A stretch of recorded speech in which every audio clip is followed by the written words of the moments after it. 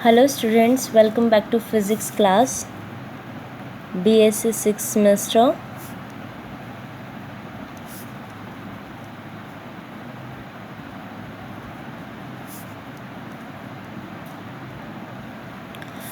और पेपर 1 बच्चे, यहाँ पे हमारा पेपर 1 जो है उसके हमारे 2 टॉपिक रह गए थे आपके फर्स्ट यूनिट के।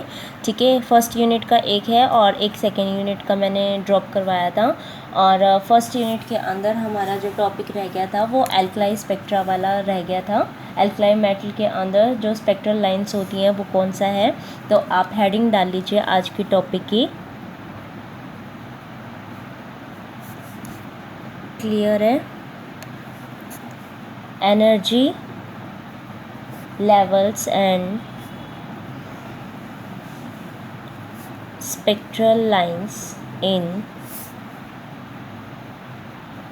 series of alkali metals। तो मैं आपको सबसे पहले तो ये बता देती हूँ कि एल्कलाई मेटल्स हमारे कौन से हैं और एग्ज़ाम में पॉसिबिलिटी आपके कौन कौन से उसके आने की है। ठीक है, तो जो आपके एल्कलाई मेटल्स होते हैं बेटा वो होते हैं, जैसे हम कोई भी एक पूरा एटम लेके चलते हैं। ठीक है, और एटम की आपको फिलिंग पता है 2, 8, 18, 18 ऐसे ऐसे आप करके फिल करते हो। ठीक है, तो जब हम इस तरीके से फिलिंग करते हैं तो हमारा जो लास्ट सबशेल आपका रह जाता है, या मतलब जैसे आपका केमिस्ट्री में आप जैसे फिल करते हो तो लास्ट आपका जो एटम है, मतलब जो आपका पूरा वो रहेगा ऑर्बिट, उसमें आपका आपका सिंगल वैलेंस इलेक्ट्रॉन रह जाए, यानी कि एक ही इलेक्ट्रॉन रह जाए, वो पूरी कंप्लीट ना करे वहाँ पे अपनी नोटेशन को। ठीक है, तो जैसे आप इसके अंदर फिल करते थे तो ऐसे करते थे ना, जैसे 1s लिखते थे, फिर 2s 2p करके लिखते थे, फिर 3s 3p 3d करके लिखते थे, फिर 4s 4p 4d और 4f करके ऐसे लिखते थे। ठीक है, तो आप जब इस जो भी आपको एटम दिया होगा उसकी जेड की वैल्यू आप कैसे लिखते थे, इस तरीके से नोटेशन बनाते थे। ठीक है, और फिर बाद में ऐसे ऐसे करके और नीचे से ऊपर की तरफ जैसे यहाँ से नोटेशन लिखे तो ऐसे लिखते थे 1s2, फिर ये लिखते थे 2s2, फिर ये ऐसे नीचे से ऊपर जाता था। ठीक है, नीचे ऊपर से नीचे, तो ये कितना हो जाएगा 2p6 3s2, फिर उसके बाद ये वाला। ठीक है, ये कितना हो जाएगा 3d10 और ये 4p6। इस तरीके से आप फिलिंग करते हो ना इनके अंदर। तो ये कह रहा है कि फिलिंग करते टाइम जो आपका एटम है, अगर उनके उसमें आपका लास्ट शेल जो है वो आपका जैसे 2 8 8 8 करके आप जैसे 18 18 ऐसे फिल करते हैं ना आप। ठीक है, तो उसमें वो एटम कैसा हो जाए, आपका लास्ट सिंगल वैलेंस इलेक्ट्रॉन आपका दिख जाए, सिंगल एक आपका इलेक्ट्रॉन। अब जैसे इसकी फिलिंग करते हैं तो ये 1 2 हो गया, पहले तो 2 होता है, फिर 8 होता है, फिर 18, इस तरीके से था ना। तो पहला आपका 2 हो गया, 80 उसमें कितना होगा 2s2 और 2p6, फिर आएगा आपका ये आगे इसमें, यानी कि इस तरीके से फिलिंग देख लो या फिर सिंगल इनके उसमें देख लो। तो सिंगल आपको जेड की वैल्यू जैसे कोई भी एटम दे दिया जाएगा। ठीक है, सपोज आपने 3Li6 या 7 जो भी अपना होता है वो ले लिया, यहाँ पे जेड की वैल्यू देखी तो 3 हो गया, 3 की इस तरीके से फिलिंग करेंगे तो कैसे हो जाएगा 1s2 और ये कितना हो जाएगा 2s1, यानी कि s के ऑर्बिट के अंदर फिल कितना होना चाहिए था 2, लेकिन हुआ कितना है 1, तो यानी कि ये 1 रह गया हमारा यहाँ पे। तो आपका ये फुल नहीं हुआ, एस ऑर्बिट के अंदर पूरा कंप्लीट होने के लिए 2 की ज़रूरत थी, लेकिन आया कितना 1, तो उसको क्या बोलते हैं सिंगल वन इलेक्ट्रॉन एटम। ठीक है, तो अगर ऐसा होता है तो उन सभी एटम उसको क्या बोलते हैं, हम उनको एल्कलाई मेटल्स बोलते हैं। क्लियर है इतना तो? ठीक है, इसके अंदर क्या होता है बेटा, हमारी सीरीज़ आती है, जैसे आपने नाम तो पढ़ ही लिए हैं, कौन कौन से नाम पढ़े हैं आपने, SPDF ये नाम पढ़े हैं, इनके चारों के नाम पे ही हमारी क्या है सीरीज़ भी आती है, जिसके अंदर S जो है उसको बोलते हैं शार्प सीरीज़, P जो होता है उसको बोलते हैं हम प्रिंसिपल सीरीज़, D जो है उसको बोलते हैं डिफ्यूज़ सीरीज़, और जो F होता है उसको बोलते हैं फंडामेंटल सीरीज़। ठीक है, फंडामेंटल सीरीज़, इनके ये नाम इसलिए पड़े क्योंकि जो शार्प सीरीज़ है वो सारी की सारी जो ट्रांजिशन है वो एस से किसी पी के अंदर जाती है। पी के अंदर यानी प्रिंसिपल सीरीज़ के अंदर इसको क्यों कहा गया, क्योंकि सारी की सारी जो पी ऑर्बिट की रहेंगी वो ट्रांजिशन कहाँ एस के ऊपर दिखाती हैं। डी की ट्रांजिशन क्योंकि डी के पहले ये था तो इसलिए सारी की सारी ट्रांजिशन किस पे होती हैं, पी पे होती हैं। ये अपना डी एफ से पहले, इसीलिए सारी की सारी फंडामेंटल की ट्रांजिशन कहाँ जाएंगी, आपके डी ऑर्बिट के ऊपर जाएंगे। ये मैं क्यों बता रही हूँ, ये इसलिए बता रही हूँ क्योंकि एक तो अब इसका यूज़ है, ऊपर से जब ये भी क्वेश्चन आएगा आपका तो या तो वो एनर्जी लेवल डायग्राम आपके सोडियम एटम के लिए पूछता है या फिर लिथियम के लिए पूछेगा। तो मैं एक बार तो आपको सोडियम के लिए करवा रही हूँ, लेकिन लिथियम का भी डायग्राम बनवाऊंगी कि अगर आपको आ जाता है ये तो आपको जस्ट जहाँ पे मैं एनर्जी लेवल डायग्राम बनवा रही हूँ ना वहाँ पे सोडियम की बजाय वो बना के आना है, और सारी जो सीक्वेंस रहेगी इसके अंदर लिखने वाली वो सबकी सेम रहेगी क्योंकि वो मैं स्टैंडर्ड के लिए लिखवा रही हूँ। ठीक है, यानी कि हम कोई भी लेके चलें उसके लिए हम इसको यूज़ कर सकते हैं। अब इसके अंदर यह आता है कि पहले जो हम फॉर्मूला यूज़ करते थे बेटा इसके अंदर एनर्जी लेवल डायग्राम के लिए, वो हम यूज़ करते थे जैसे E = -13.6 Z²/n², ये होता था। ठीक है, यहाँ पे हम Z तो 1 लेते थे क्योंकि हाइड्रोजन एटम के लिए था, और यहाँ पे N जिस भी ऑर्बिट के अंदर आता था उसी के, अब क्योंकि N के हाइड्रोजन जो है वो तो 1H1 होता है तो N भी 1 ही रह जाता है, तो ये भी 1 और ये भी 1। फिर उसके बाद दूसरे लेवल के लिए गए थे तो ऑर्बिट आपका सेकंड, उसमें भी कोई ऐसा हाइड्रोजन लाइक एटम जिसमें वो 2 भी हो सकता था, तो 2 तो मैंने कर दिया, लेकिन वहाँ पे जेड भी तो वेरी कर रहा है भाई हाइड्रोजन लाइट का एटम की, उसमें तो आपका ये तो चलो ठीक है कि ऑर्बिट आपकी भाई सीक्वेंस 1 में होगी, 2 भी होगी, प्रिंसिपल सीरीज जिससे ऑर्बिट्स जो हैं उसमें प्रिंसिपल क्वांटम नंबर वो 1 है तो अपना ये हो गया 2 हो गया, तो ये लेकिन हाइड्रोजन लाइक वो था हाइड्रोजन एटम तो हमने इसको यही रहने दिया। ठीक है, तो ये कहता है ये तो चलो ठीक है तुम्हारी बात ठीक है, लेकिन हमारे पास जब हम एटम चेंज कर रहे हैं तो वो तो जेड तो नहीं रहेगा, उसके लिए भी तो उसकी वैल्यू आएगी, तो अब हम उसको उससे कंपेयर करके भी यहाँ पे ग्राफ प्लॉट करेंगे यानी एनर्जी लेवल डायग्राम प्लॉट करेंगे। ठीक है, तो अभी पहले ये जो ऊपर बताया है मैंने उसको लिखवा देती हूँ, उसके बाद ये वाली जो चीज़ है वो तो जब हम एनर्जी लेवल डायग्राम बनाएंगे तब की बात होगी, तो तभी हम इसको देख लेंगे। ठीक है, तो एक बार इसके लिए लिख लीजिए कि each alkali atom contains one valence electron in addition to completed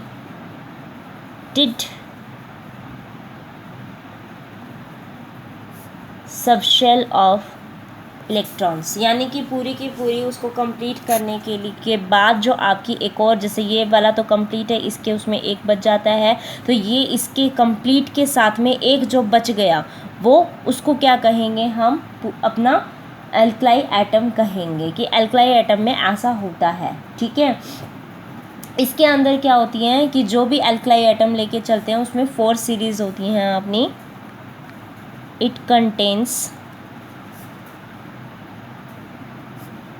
4 series जो कि मैंने आपको बता दिया, SPDF है, principal series, sharp series, diffusion series and fundamental series. Then first series is principal series of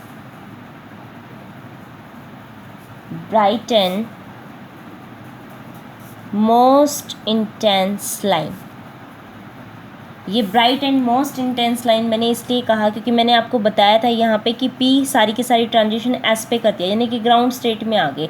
जैसे वो सारे के सारे ग्राउंड स्टेट में आ जाएंगे तो उसकी जो मतलब एटम जितने वो निकलेंगे, इलेक्ट्रॉन्स जो रेडिएशन निकलेंगे वो सबसे ज़्यादा निकलती है उसमें, तो इसीलिए इसको क्या बोला जाता है, सबसे ज़्यादा ब्राइट और इंटेंस लाइन बोला जाता है। ठीक है, अब इसके लिए अगर इस टाइप की है तो वहाँ पर आप VP बार कैसे लिखोगे, क्योंकि आप फ्रिक्वेंसी की उसमें बता रहे हो। ठीक है, C/λ की उसमें। ठीक है, तो अपने ये न्यू बार की फॉर्म में ही आएगा, और प्रिंसिपल सीरीज़ के लिए है तो इसकी नोटेशन होगी R/1 प्लस में μs का होल स्क्वायर। ये तो अपना रिडबर्ग कांस्टेंट है, ये रिडबर्ग कांस्टेंट की रिडबर्ग की करेक्शंस आ रही हैं। ठीक है, ताकि आप इनको क्या कर सकें, एल्कलाइन मेटल के लिए यूज़ कर सकें। क्योंकि पहले तो मैं सिर्फ हाइड्रोजन एटम कर रही थी, और आपको तो पता है हाइड्रोजन एटम के अंदर इतनी सीरीज़ तो हमने ली नहीं, इतनी सीरीज़ तो ली नहीं। हाइड्रोजन एटम में तो अपन ने n=1 2 3 इस तरीके से करके सीधी ही ट्रांजिशन इनके ऊपर बता दी थी, और lineman barman Paschen bracket free fund series ये बताई थी वहाँ पे। तो यहाँ पे अपनी ये चेंज हो रही है। इसका मतलब जो आपका वहाँ जो आपका सिंपल ये यहाँ से करके मैंने रेडबर्ग कांस्टेंट निकाला था, इसका मतलब उसमें उसने कोई ना कोई चेंज करे होंगे, तभी तो आपने इसको इन सीरीज़ के अंदर बताया है कि ऐसे से ट्रांजिशन करवानी है। तो इसके लिए आपको एक ये नोटेशन ध्यान रखनी पड़ेगी, माइनस में r अपॉन में m प्लस में म्यू पी का स्क्वायर, और ये आपका रहेगा यहाँ पे 1s माइनस में mp। ये हम चेंज करते रहेंगे, 1 लेना है 2 लेना है, ठीक है। ये अपन जैसे इसके अंदर करेंगे, हाइड्रोजन एटम के लिए सपोज मैं ले लूँगी, वो सोडियम एटम के लिए लेके चलेंगे, तो सोडियम एटम के लिए आपकी ये वैल्यू चेंज हो जाएगी, ठीक है। तो इनको हम चेंज करते रहेंगे, m की वैल्यू को भी चेंज कर देंगे, ठीक है। कि कहाँ से, ये स्टैंडर्ड फॉर्म है, तो स्टैंडर्ड के लिए तो हमें ऐसा ही लिखना पड़ेगा। बाकी हम जो लेके चलेंगे वो अपने जो अपने ऑर्बिट जो जेड आएगा उसके अकॉर्डिंग लेके चलेंगे, ये स्टैंडर्ड के केस है। तो ये आपका इसके इक्वल हो गया। यहाँ पे जो m की वैल्यू रहेगी वो 2 3 4 एंड सो ऑन रहेंगी, ठीक है। नेक्स्ट आपका इसके अंदर आता है sharp series of sharp lines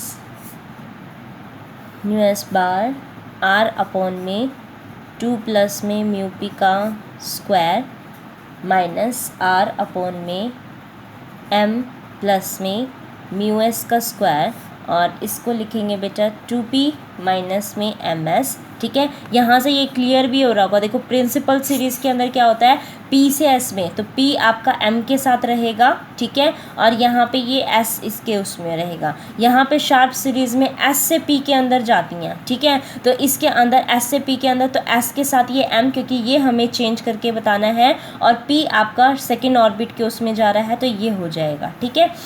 तो थर्ड लिख लीजिए, और यहाँ पे आप बता दो कि वेयर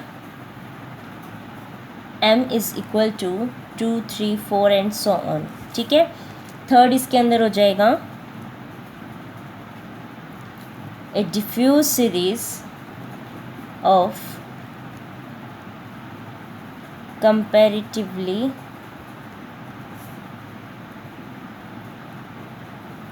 ब्रॉडर लाइंस, और इसको रिप्रेजेंट करते हैं बेटा r अपॉन में 2 प्लस में म्यू p, क्योंकि ये सारी की सारी d से p के ऊपर आ रही हैं, ठीक है। तो d से p के ऊपर आ रही हैं, तो यहाँ पे m किसके साथ आएगा, d के साथ, ठीक है। ये तो क्लियर हो रहा है। और इसकी नोटेशन रहेगी 2p माइनस में md। यहाँ पे m की जो वैल्यू होगी वो 3 4 5 एंड सो ऑन, ये इंक्रीज़ होगी एक उसमें, ठीक है। नेक्स्ट आपकी आती है फोर्थ फंडामेंटल सीरीज़। मैं पेज टर्न कर लेती हूँ एक बारी। नेक्स्ट लिख लीजिए फोर्थ,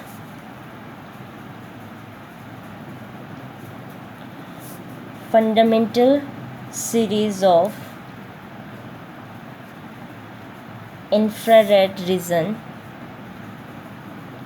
तो इसके लिए आपके पास क्या रहेगा, r अपॉन में 2 प्लस म्यू डी का स्क्वायर माइनस r अपॉन में, अब यहाँ से f में d में जा रही थी, f से d में, तो म्यू d यहाँ m किसके साथ आएगा, म्यू f के साथ, ठीक है। तो आपको यहाँ से क्लियर हो जाएगा कि हाँ हम ऐसे लिख रहे हैं, और यहाँ पे जो m है वो 4 5 एंड सो ऑन इस तरीके से रहेंगे।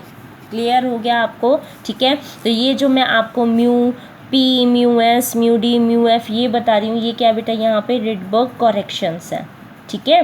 और ये पूरा का पूरा जो 1 प्लस में म्यू एस लिख दिया, m प्लस में म्यू पी लिख रही हूँ, m प्लस म्यू एफ लिख रही हूँ, ये सारे क्या बन गए अब अपने इफ़ेक्टिव क्वांटम नंबर्स। तो आप यहाँ लिखोगे here mu S mu P mu D and mu F are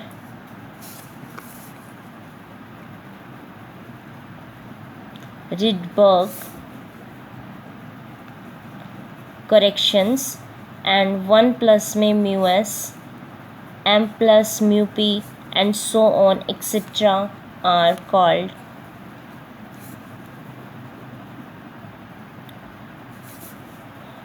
effective quantum numbers. ठीक है, अब यहाँ पे हमें 4 सीरीज़ दिखाई दी है, ये तो आपको पता ही है SPDF वाली। तो इसी के अकॉर्डिंग अब हमें क्या बताना है, इसका ग्राफ बनाना है। ठीक है, तो आप ग्राफ तो यहीं बनाओगे, मतलब इसके नीचे ही। मैं इसके ये वाली चीज़ बाद में यूज़ कर लूँगी। ठीक है, एक बार ग्राफ अच्छे से बता देती हूँ आप लोगों को, ताकि कोई वैसे ना रहे आपको डाउट। ठीक है, तो देखो आपके इसके अंदर जो ग्राफ बनाएंगे बेटा, यहाँ पे पहले एक लाइन लगाओगे। ठीक है, क्योंकि जो एग्ज़ाम के अंदर मेन पॉइंट है वो तो इसका ग्राफ ही है। ठीक है, वो और कुछ नहीं देखेगा, ये देखेगा कि आपने इसको कैसे बनाया है। ठीक है, तो मैं आपको सबसे पहले जो एनर्जी लेवल डायग्राम बनवा रही हूँ बेटा, वो आपके सोडियम के लिए बनवा रही हूँ। किसके लिए? सोडियम के लिए। फिर मैं आपको हाइड्रोजन के लिए बनवा दूँगी। ठीक, वो सॉरी लिथियम के लिए बनवा दूँगी। तो आपको इसी तरीके से ये एक लाइन लगानी है, एक ये लाइन लगानी है। ठीक है, यहाँ पे पहले हाइड्रोजन लिख लेना कि भाई हम इसको कंपेयर करके भी बता रहे हैं। ठीक है, ये आपकी S हो गई, यहाँ पे P हो गया, यहाँ पे D हो गया और यहाँ F हो गया। ठीक है, इस तरीके से आपने लिख लिया। आपको ये भी पता है कि S के बीच में जो सेपरेशन, मतलब सेपरेशंस जो दो के बीच में है, वो अपना कम कम होता जाता है जैसे मैं आगे आगे बढ़ती जाती हूँ, ये भी सबको पता है। ठीक है, और यहाँ पे मैंने इस तरीके से लाइन लगा लिया है। ठीक है, ये ऐसे आप भी लाइन लगा लीजिएगा। ठीक है, इसको मैंने 0 नाम दे दिया। थोड़ा सा पर्टिकुलर इंटरवल के ऊपर ले लेना सारे के सारे। ठीक है, यहाँ पे मैंने -1 ले लिया और 1 2 3 4 छोड़ के थी, 1 2 3 4 छोड़ के ही मैंने इसको -2 ले लिया। एक मिनट, 1 2 3 4, 1 2 3, फिर ये इस पे आएगा बेटा, इस पे। ठीक है, -2 इस पे आएगा, 1 2 3 4 इस पे आएगा -3 और 1 2 3 4 इसके ऊपर आएगा -4, 1 2 3 4 इसके ऊपर आएगा -5। ठीक है, इस तरीके से हमने लेना है। अब हाइड्रोजन के लिए अगर हम देखते हैं तो आपको पता है ये तो अपने क्या है बेटा, एनर्जी लेवल। ये क्या है? एनर्जी लेवल, जो कि किसके अंदर है? इलेक्ट्रॉन वोल्ट में। अगर हम हाइड्रोजन का केस देखते हैं तो हाइड्रोजन के केस के अंदर आप सबको पता है कि अगर मैं जैसे ये लेवल्स लेके चल रही हूँ, ठीक है, तो उनकी वैल्यू कहाँ कहाँ एग्जिस्ट करेगी हमें वो देखना है। तो माइनस में 13.6, अगर मैं n की वैल्यू को, यहाँ पे z तो 1 ही हो गया और यहाँ कितना हो जाएगा, n का स्क्वायर हो गया 4। ठीक है, तो 4 तिये 12 और हो गया 4 चौक 16। तो रिज़ल्ट कहाँ आया? -3.4। तो यानी कि -3.4 तो यहाँ कहीं होगा। तो यानी कि मैंने इसको क्या कह दिया कि ये मेरा कौन सा लेवल हो गया? n = 2 का लेवल हो गया। ऐसे ही आपको देख के इसके अंदर टिक करना है कि कौन सा लेवल आपका कहाँ पे लाई कर रहा है। ठीक है, सपोज़ मैंने ये वाला कर लिया, आप जैसे प्लॉट करोगे तो देख लेना कि बीच का कहाँ लाई कर रहा है। तो मैंने यहाँ वाले को 5 मान लिया, तो इसके थोड़ा सा ऊपर मैंने 4 मान लिया। ये 4 है तो 0.5 बीचों बीच ही आएगा। ठीक है, तो इस तरीके से मैंने रैंडमली उसमें किया है।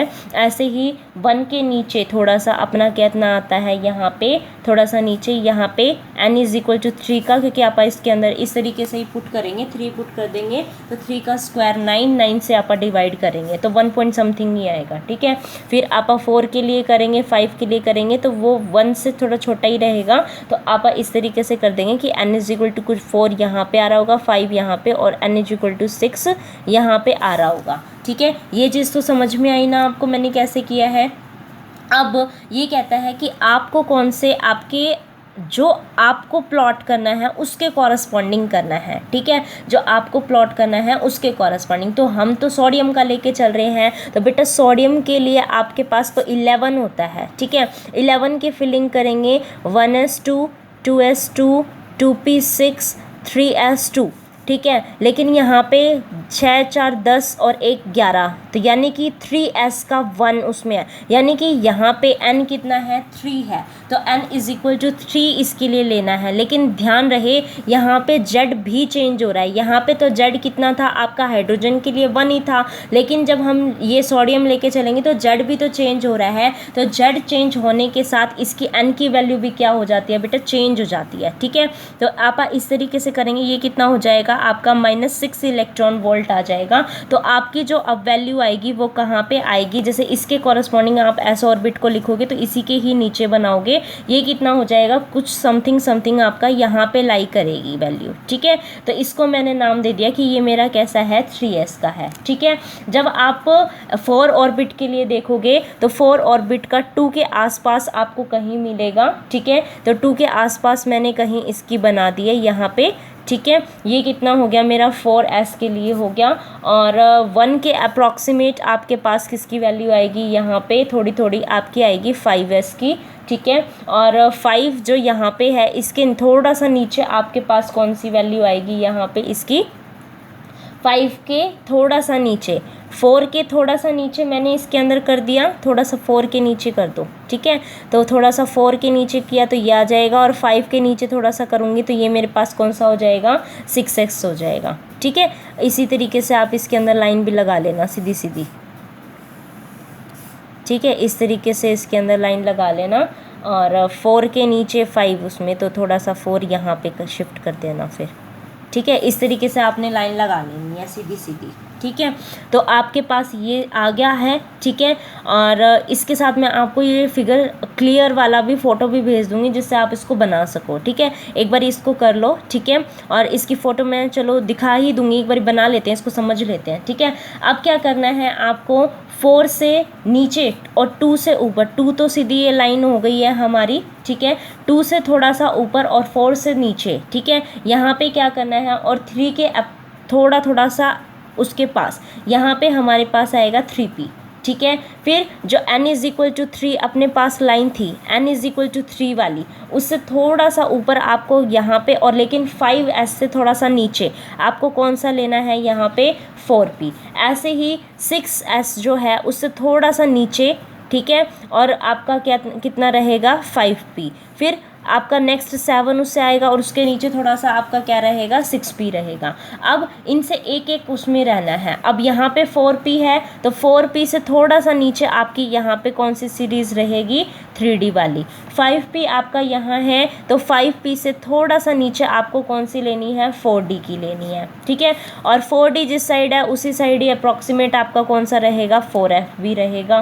ठीक है, और 5d आपका जहाँ पे है, जैसे सपोज आप यहाँ पे आपका 6p बना रहे थे, तो यहाँ पे इसे थोड़ा सा नीचे आप क्या बना रहे हो 5d, और इसी के बिल्कुल सिधाई में क्या रहेगा आपका 5f रहेगा। तो मैंने आपको ट्रांजिशंस के उसमें बताई थी कि सारी की सारी p लाइंस कहाँ ट्रांजिस्ट करती है s में।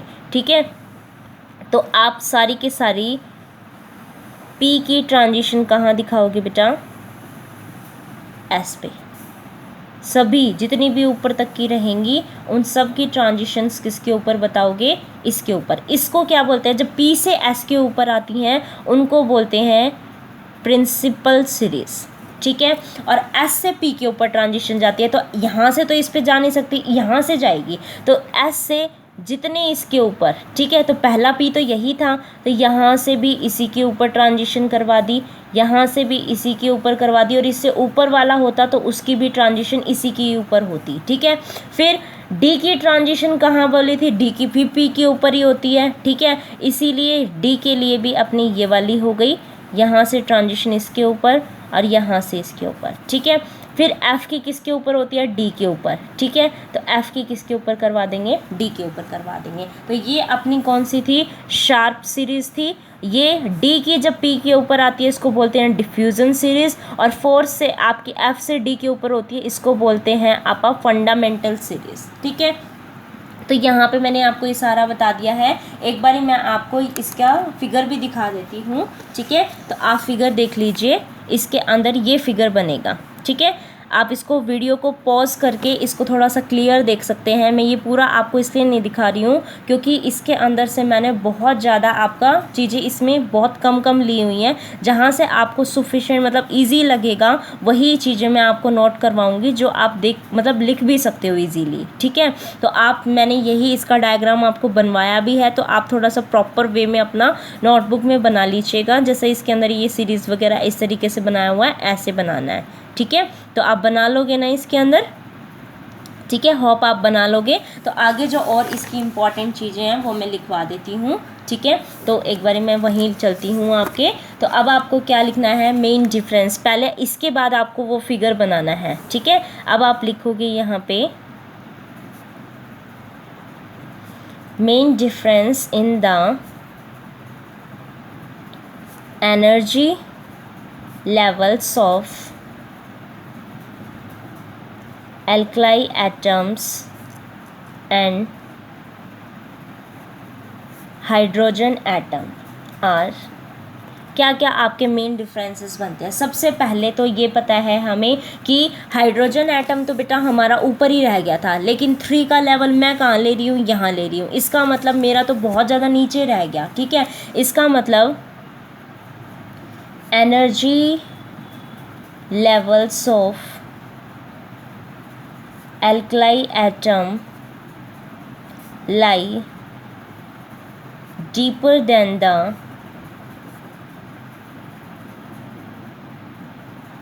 corresponding level of hydrogen atom. ठीक है, और हाइड्रोजन एटम में तो वो सिंपल न्यूक्लियस के चारों तरफ मूव कर रहा था। ठीक है, और लेकिन इसके अंदर क्या होता है, जो सिंगल वैलेंस इलेक्ट्रॉन होता है वो न्यूक्लियस के सेंट्रल फील्ड के अक्रॉस मूव करता है। ठीक है, तो आप इसके अंदर लिखोगे second point, in hydrogen atom single electron is moving around the nucleus, which may be considered as the point charge, where in alkali atoms the single valence electron moves in the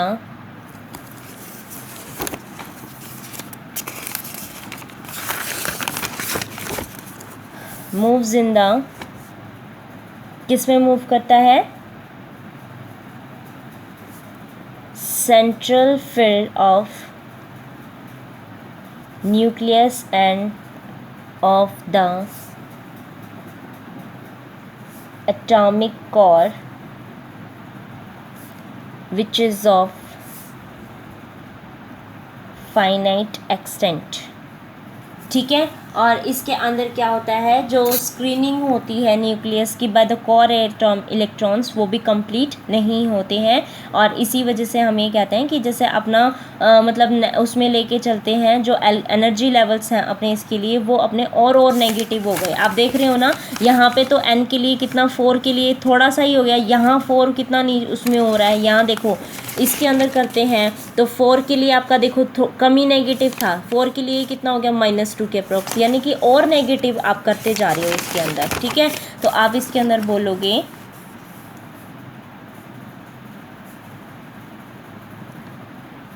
the screening of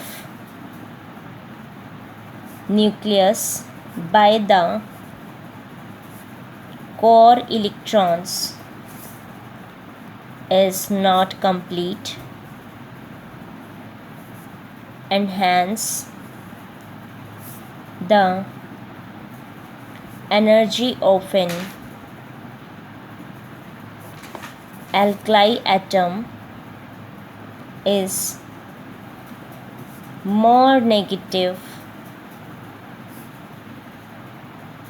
than the energy of hydrogen atom for the same n, यानी कि n की value 4 है तो उसके लिए उसकी value 1 के approximate थी और इसकी -2 के, मतलब 2 के अप्रॉक्सीमेट उसमें होगी नेगेटिव में, ठीक है। और आप ये भी बता सकते हैं कि वहाँ पे तो आप जो लेके चल रहे थे तो वो हम मतलब चाहे कोई सी सीरीज़ हो, n की एक वैल्यू थी, n = 1, फिर n = 2 के लिए एक ही लाइन चल रही है, आप उसी में ट्रांजिशन दिखा रहे हैं। लेकिन यहाँ देखा s के लिए n की 3, 4, 5 अलग चल रही हैं, p के लिए 3, 4, 5 अलग चल रही हैं, ऐसे चल रही है, यानी कि अलग अलग पैटर्न सेट बना रहे हैं आप इसके अंदर, ठीक है। तो क्या लिखेंगे, in hydrogen atom there exist only one set of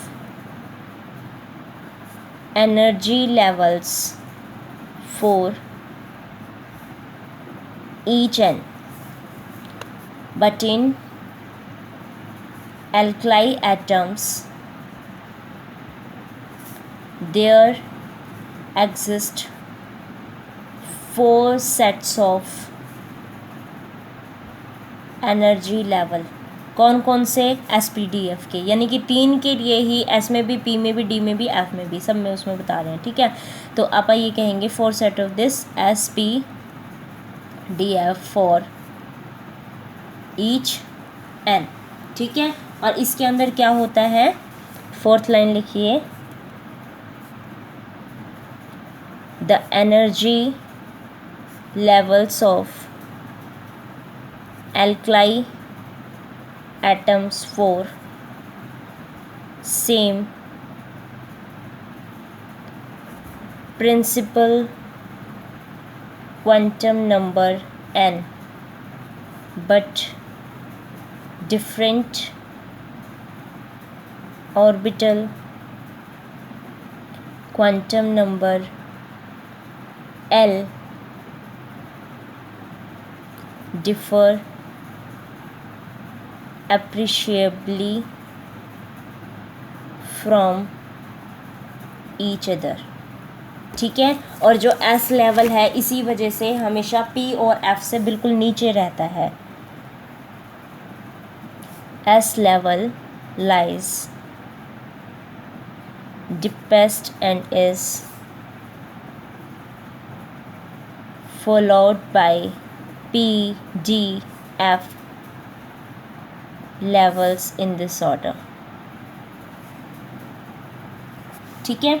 इसके बाद अब देखो, इसके अंदर ये तो हमें पता चल गया, लेकिन इसके अंदर सिलेक्शन रूल क्या रहता है ये भी लिख लो। 4th पॉइंट आ गया था क्या ये आपका, 3rd, 4th, 5th लिख लीजिए। 5th, selection rules for transitions in alkali atom spectra are del n = an integer and del l = 0 ±1। और हमेशा ध्यान रखना बेटा कि 4 सीरीज़ जो आपको मिल रही है उन चारों में से सबसे ज़्यादा मोस्ट इंटेंस कौन सी रहेगी, प्रिंसिपल सीरीज़। वो क्यों, क्योंकि सारे के सारे आपके जो इलेक्ट्रॉन्स है वो आपके अल्टीमेटली किस में आ गए, आपके P सीरीज़ के अंदर आ गए, ठीक है। लिखवा दूँ कि P series is most intense as all electrons ultimately, क्योंकि F से D में आ रहा है, D से फिर P में आ रहा है, P से सारे के सारे फिर उसी में ही आ रहे हैं, ठीक है।